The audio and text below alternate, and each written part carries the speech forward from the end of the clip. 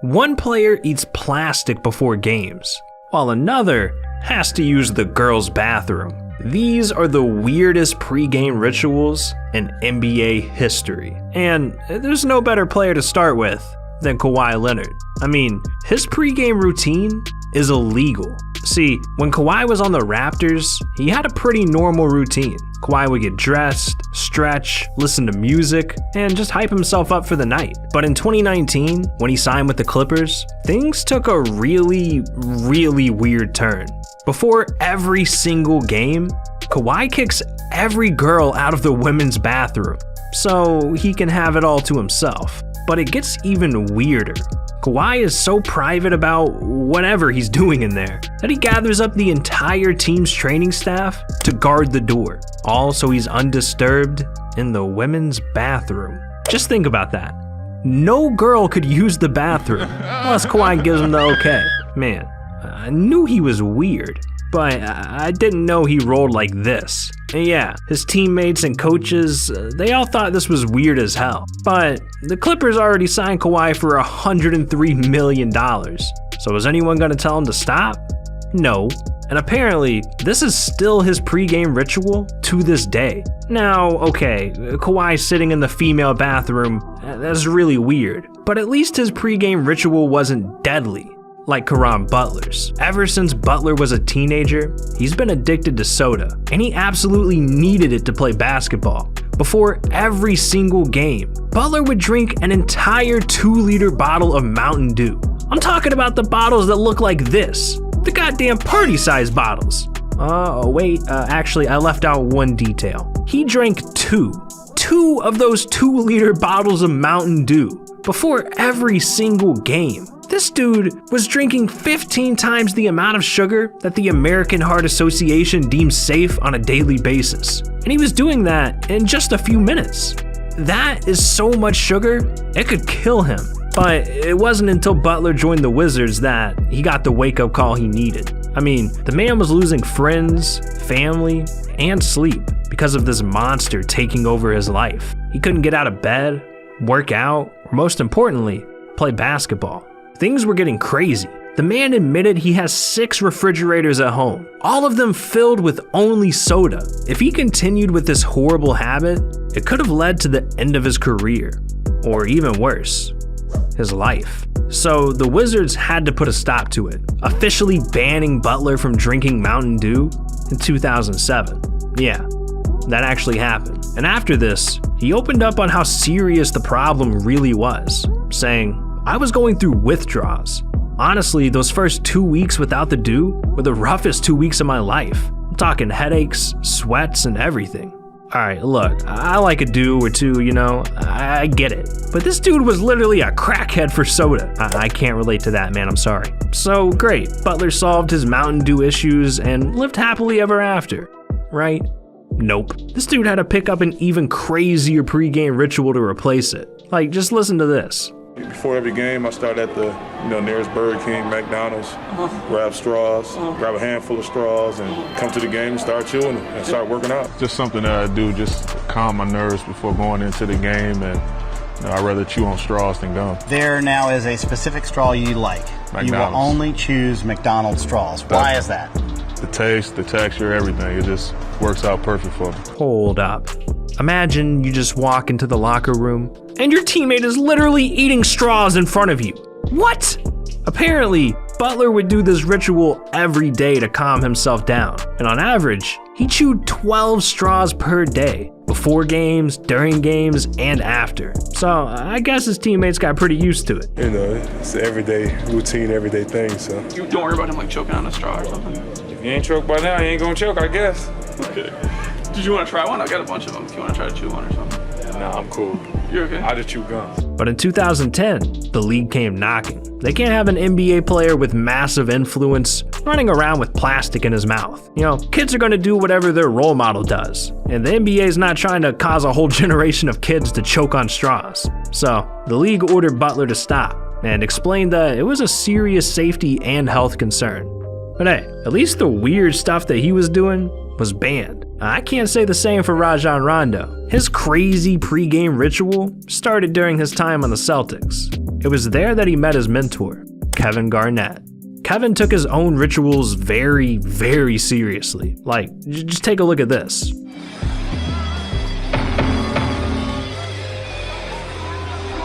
This man is talking to himself and banging his head into the hoop. Somehow, Rondo saw this and thought he was a good role model? I don't know. Anyways, Garnett told Rondo that pre-game rituals can make or break a player. And when Garnett proved it by winning a championship, Rondo had no choice but to believe him. So, Rondo started to brainstorm some pre-game routines. Go for a jog? Nah. Do some push-ups? Nah. Listen to music? Nah. Rondo landed on one pre-game ritual that everyone should be doing. He dropped a like and subscribe to the channel. Yeah, that's right. We got the power to make you win. Oh, but we can't help you until you subscribe. So what are you doing?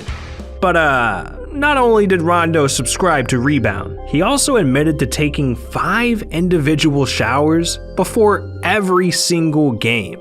And this routine is on a very strict schedule. Each shower is separated by 30 minutes, and his final shower has to come 45 minutes before tip-off, or else he won't even show up. I know this sounds weird, but there's actually a pretty logical reason for this. Rondo carefully plans out his entire game plan and takes his notes on a notepad in the shower. I don't really understand how that works. What is he just taking notes on a soggy notepad? Whatever, I'm not trying to see Rondo in the shower to find out. I guess if you're a germaphobe, 5 showers before a game is understandable, but peeling the skin off of your hands before every game like Monte Ellis? There's no way there's a logical reason for that, right? Well, back in 2008, when Monte was playing for the Warriors, he randomly started scoring 25 points per game, and no one understood why. But according to Monte, it came from his disturbing pregame ritual. See, that same year, Monte suffered an injury that changed his career forever, a torn ligament in his finger. And during his recovery, he started experimenting with all kinds of treatments, rest, ice baths, cryotherapy, but none of it was working. Until one day, he started dipping his hands into some sticky white goo.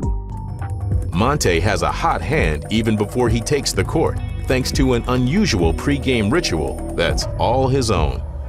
It's another secret, y'all can't use this. If you try it, it ain't gonna work for you. It's my magic.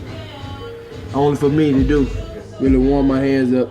A few years ago, I had a torn ligament in my left ring finger. I mean, ever since, I just been doing it and it's just became a habit. I'm not sure what that stuff is, but someone please remind me not to dap this man up. Alright, but for real, Monte would dip his hands in wax and then peel the layers off, which took all the dead skin from his hands. Apparently, he liked that it smoothed out his skin, so he continued to do this before every game for the rest of his career. And it's said that his hands are as smooth as a baby's bottom to this day. But as weird as that is, Jason Terry has Monte beat, cause Jason's routine involves sleeping with the opposing team, and it all started when he was in college at Arizona. It was the night before Terry's national championship game, and he decided his skill alone wasn't going to be enough to win. So that night, he performed a ritual that no other player has ever done. And the night before each game, I sleep in the opposing team's game shorts. Hold up. This man sleeping with the other team's shorts? Disrespectful. He went on to do this before every single game he had in the NBA. But what's crazier is that when it came to game day, Terry needed very specific clothes on and food on his plate. Gotta have the high socks, got it from my father, seen a picture of him in the yearbook. Gotta have a headband, gotta eat some form of chicken before every game. Yeah, this dude is on one. Terry even admitted his daughters think he's a weirdo for this. But when you're speaking about legendary three-point shooters, you can't bring up someone like Terry and not mention Stephen Curry. But how did someone like him become so great? Yep, you guessed it, some weird-ass pre-game rituals. And if it weren't for what he does before games, he wouldn't be where he is today. Steph's got one pre-game routine, formed this on a nightly basis. Steph said, I was shooting it and Pat walked by, and we put a kinda funny bet on it, basically about who can buy the next meal. So I get 2 or 3 shots at it. If I didn't make it, I lost. If I made it, I won. And because Steph made the shot, that feeling made him do this before every single game. It's tough because it's kind of like I give myself 5 shots. I don't want to be there all day if I'm missing, but I don't know. It's just a little challenge to get ready for the game. It has nothing to do with actually playing 48 minutes of basketball, but it gives me a little competition with myself before we start, and I kind of rely on that. So obviously it's a show, it's entertaining. Me and Curtis have a good chemistry going. Even if I miss it, it's a cool little minute and a half where I can just have fun and try something crazy. Look at Curry, man. So inspirational. Now, interestingly enough, another one of his rituals is something we also see LeBron James do. But Curry didn't get the idea from LeBron. The ritual Curry does was inspired by his mom. Writing on my shoes started back in college, and it's something my mom challenged me to do my first practice at my freshman year. So that's now a 13-year tradition. And just again reminds me who I'm playing for when I put my shoes on, to appreciate the opportunity I get to play the game. Oh, I get it now. If I write on my shoes, I can hit shots like Curry. Now, all of these rituals, are they really necessary for someone like Steph to play so great? Well, he had this to say about it. Rituals and routines are important just because there's so many games. We play over 100 throughout the year, including the playoffs. You need those things to kind of settle your nerves, just get your mind right, and just be able to relax and focus and enjoy what you get to do for a living. So those routines really just help me settle in. Help me appreciate the day, the build up to game time, and no matter what game it is, 182, playoffs, finals, whatever it is, it's just another basketball game that I gotta be ready to play. You know, Steph's rise to greatness has been an incredible story, but unfortunately, not every NBA player has it so good. There's one NBA player that was on top of the world, and he managed to lose it all, eventually going homeless. I'm talking about Delonte West. From making millions to living on the streets, you've never seen a story like this. So trust me, you need to click on this video right here, because Delonte's life is truly a story worth hearing. So what are you doing? This video's over. Click it.